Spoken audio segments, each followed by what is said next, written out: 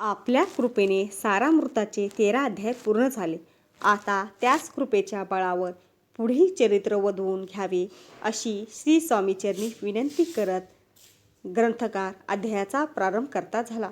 श्री स्वामीरायाची भक्ती कशी करावी असा प्रश्न अनेक स्वामी भक्त ग्रंथकाराला विचारते झाले. तेव्हा भक्ताच्या मनातील शंका समस्याचे निराकरण करण्याच्या हेतूने श्री स्वामीची उपासना व भक्ती कशी करावी याचे मार्गदर्शन ग्रंथकाराने या अध्यायात केले आहे. सकाळी उठून श्री स्वामीचे स्मरण करावे. त्यानंतर शुद्ध मनाने सर्व नित्यकर्म आटोपून आसनावर बसावे आणि श्री स्वामीची मनोभावे पूजा करावी. एकाग्र चित्ताने श्री स्वामींना स्नान घालून चंदनादी लेप करावा. सुगंधी फुले अर्पण करावे. धूप, दीप, नैवेद्य, तांबूळ व दक्षिणा ठेवावी.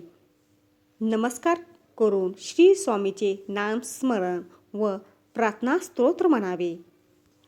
शक्य झाल्यास श्री स्वामीची सहस्रनामावली उच्चारून विविध गुणवैशिष्ट्यांनी नटलेल्या श्री स्वामीच्या अवतार कार्याचे गायन करावे.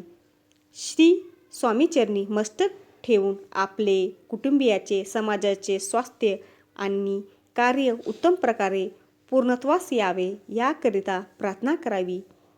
संतजनाचा सहवास घडावा.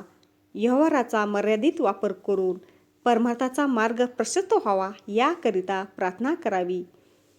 दर गुरुवारी उपवास करून श्री स्वामीचे पूजन करावे.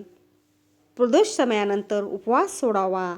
त्यामुळे चित्तबुद्धी सदृढ होईल, मन शुद्ध होईल. जप, जाप्य आणि मानसपूजेद्वारे श्री स्वामींना संतुष्ट करावे.